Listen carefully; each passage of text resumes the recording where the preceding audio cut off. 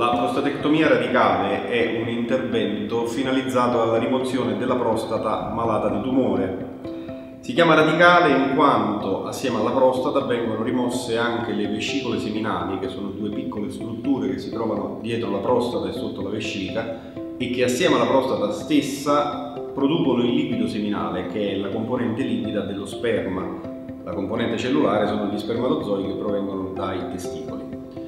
La prostatectomia radicale viene effettuata per l'appunto per rimuovere la prostata malata di cancro e prevede la rimozione della prostata, delle vescicole seminali e l'unione, che in termini medici viene chiamata anastomosi, quindi la giunzione tra la vescica e l'uretra. Pertanto viene ricostituita la continuità della via urinaria tra vescica e uretra stessa.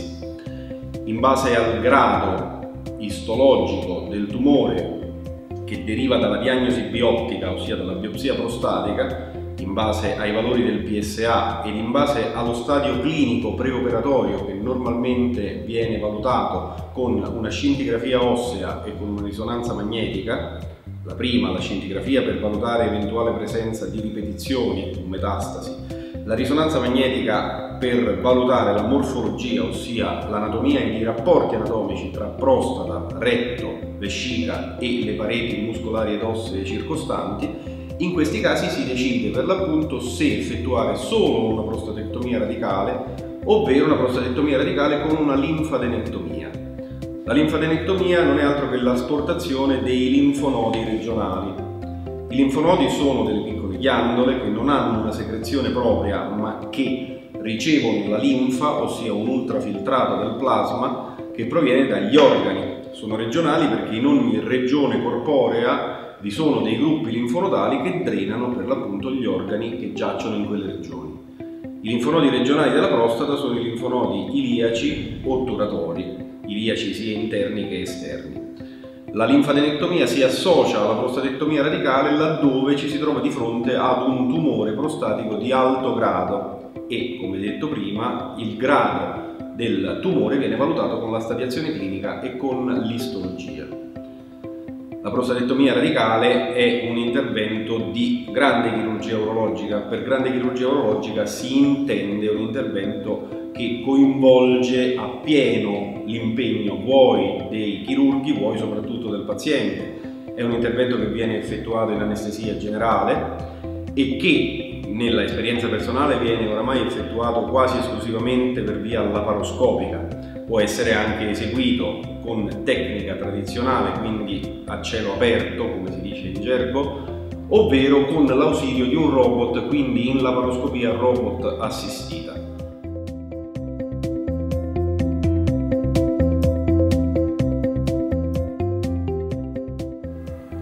La tecnica tradizionale prevede un'incisione. Incisione vuol dire un taglio che viene effettuato al di sotto dell'ombelico, è un taglio sagittale o longitudinale, quindi dall'ombelico alla sinfisi pubica. Attraverso questa incisione si accede in uno spazio che sta davanti alla vescica, si chiama spazio prevescicale o spazio di Retzius, e in quello spazio si effettua per l'appunto l'intervento, ossia l'asportazione della prostata. Molto importante è l'attenzione nella chirurgia tradizionale alla emostasi, ossia all'evitamento del sanguinamento, quindi coagulazione o legatura preventiva di vasi sia arteriosi che venosi. Attenzione importante viene posta anche alla integrità dell'innervazione, che poi servirà a mantenere l'attività erettile, e ulteriore attenzione deve essere posta naturalmente nella preservazione della continenza, ossia della capacità di mantenere le urine in vescica, e dell'anastomosi tra vescica e uretra. Per anastomosi si intende la unione tra la vescica e l'uretra, in quanto la prostata è posta tra vescica ed uretra. La tecnica laparoscopica si differenzia dalla chirurgia tradizionale essenzialmente per dei punti che sono tecnici ed allo stesso tempo anche funzionali.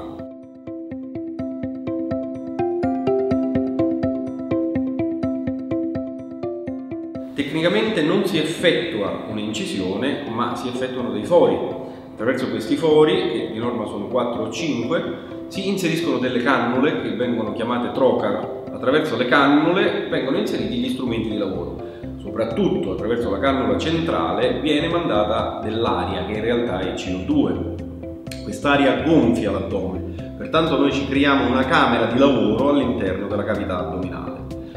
Assieme all'aria, attraverso la cannula principale, si inserisce una telecamera e quindi tutto il lavoro viene effettuato con l'ausilio di una telecamera, si chiama infatti videochirurgia, che trasmette ad un monitor, oggi un monitor che trasmette in 3D, pertanto tutta la camera operatoria, chirurghi, anestesista, strumentisti, è dotata di occhialini per vedere la chirurgia in 3D. Non sono gli occhialini del cinema, sono occhiali un po' più tecnici e sono occhiali cosiddetti passivi che permettono pertanto di, anche laddove si distogliesse lo sguardo dal monitor, non avere perdita di bidimensionalità o tridimensionalità. Attraverso i trocar si inseriscono per l'appunto gli strumenti di lavoro e con questi si riesce ad effettuare lo stesso identico intervento che si fa con la chirurgia aperta o tradizionale.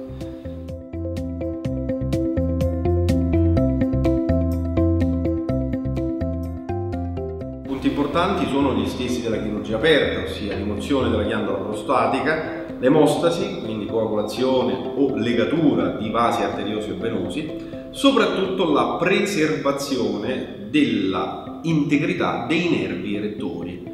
I nervi erettori sono dei nervi molto sottili in quanto appartengono al sistema nervoso autonomo di tipo parasimpatico, quindi non sono visibili ad occhio. Dovrebbero essere dissezionati per poterli andare ad individuare e non è facile farlo nel vivente in corso di intervento.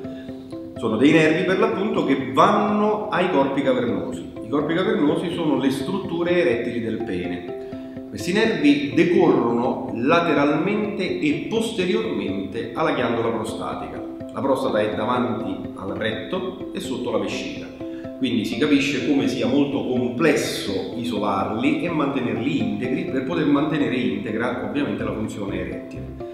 Questo con l'ausilio della laparoscopia e soprattutto ad immagine magnificata con l'ausilio della tridimensionalità è indubbiamente più facile.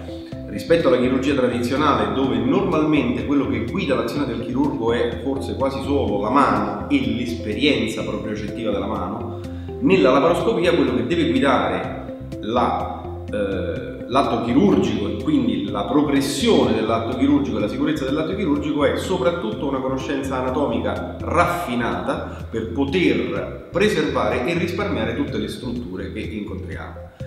Vantaggio per il paziente qual è? Mantenimento della potenza sessuale, mantenimento della continenza in percentuale molto più alta che non nella chirurgia tradizionale, in quanto anche lì abbiamo delle immagini magnificate.